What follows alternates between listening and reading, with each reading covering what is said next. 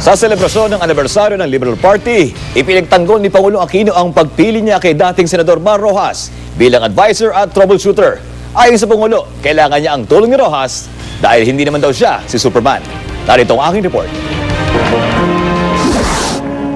Sa simula pa lamang ng ika-65 anibersaryo ng Partido Liberal, bungad na agad sa talumpati ni Pangulong Noynoy Aquino ang ahalagahan ni dating Senador Mar Rojas sa kanyang pamahalaan. Sasariwain ko lang po sandali. Dito rin mismo sa Club Pilipino, halos 1.5 taon na ang nakalilipas, ang Pangulo ng ating partido, si Mar Rojas, ay nagbigay daan at pinili ang pagkakaisa kaysa pagkakawatak-watak. Nanatiling presidente ng Liberal Party si Rojas, habang si Pinoy ang binotong chairman ng partido. Nagpaubaya kay Pinoy si Rojas nung nakarang eleksyon at tumakbo na lang bilang vice-presidente niya. Natalo si Rojas at dahil tumakbo, sakop siya ng 1-year ban para maitalaga sa gobyerno. Pero ayon sa Pangulo, kailangan ng pakinabangan ng serbisyo ni Rojas bilang chief advisor at troubleshooter daw niya. Ako magiging troublemaker ako sa kahit sino nahahadlang sa programa ng Pangulo. Waterboy man o kung ano man, gagampanan ko kung anong role ang i-assign sa atin ng Pangulo. Nobody will begrudge me yung if I will seek the assistance of people who have competencies to help me address the problems. No, kalokohan naman yung kailangan ko. Ako si Superman.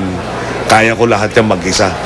Pero may mga anilangan ang ilang kritiko. Di raw kaya maimpluwensyahan ni Rojas ang bawat desisyon ng Pangulo. Ito, sasagutin ko ito ngayon lang at minsan lang, no? Ang aking mga konversasyon sa Pangulo are privileged and confidential. Bilang pagbibigay respeto yan sa Pangulo at saka sa tanggapan ng Pangulo. At the end of the day, it is I who decides. No? Yung the appropriate action at least for the executive department. Pangulo lamang ang maaring magsabi sa kung anong mga napag-usapan namin. Isang paraan yan para candid at tapat at walang paligoy-ligoy.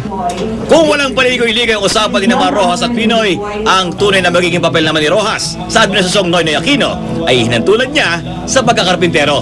Ang Pangulo ang arkitekto, enhinyero, ang karpintero para sa pagsulong ng kaunlaran sa ating bansa.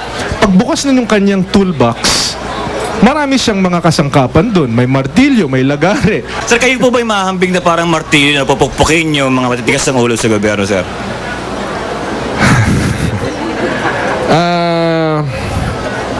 Ikaw na nagsabi nun, hindi ako. Makinis naman ang kutis ko, kaya hindi papel de liha, siguro, no? Michael Bahati nakatutok, 24 oras.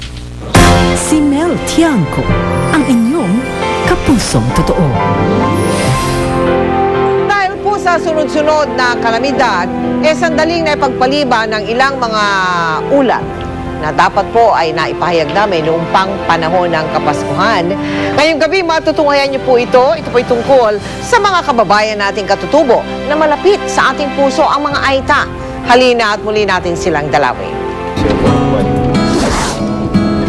Sa isang makipot na daan kami dinala ng aming guide papunta sa susunod naming destinasyon. Isang Aita community ang aming pakay sa pagdalaw na ito. Tumawid pa kami sa isang mababaw na ilog. Habang lumalapit kami sa aming destinasyon, ay siya namang pagsulpot ng mangilang-ngilang Aita sa daan. Sa paghinto ng aming sasakyan, kala namin dito na magsisimula ang pamimigay ng dala naming regalo. Hindi pa pala. Naggulat na lang kami nang ang mga batang bumati sa amin ay nagkanya-kanyang buhat ng aming mga dala. Mahigit 1 oras pa raw kaming maglalakad sa loob ng gubat. Kay liksi nilang tinuntun ang daan. Sa wakas, bumungad sa amin ang mas maraming batang Aita. Marami sa kanila tila nagtataka sa mga bagong sangka. Subalit nang matanggap na nila ang handog nating regalo at school supplies, kahit tatamis na ngiti ang kanilang ipinakita. Sakay ng truck, sunod naming tinuntun ang Due Resettlement Elementary School sa Tarlac. Tuwang-tuwa rin ang mga bata na nakatira sa taas ng mundo. Kami nagpapasalamat sa pangalawang pagkakataon na dumalaw ang GMA dito sa Dueg Resettlement Elementary School kahit na ito ay napakalayo at napakahirap ng daan.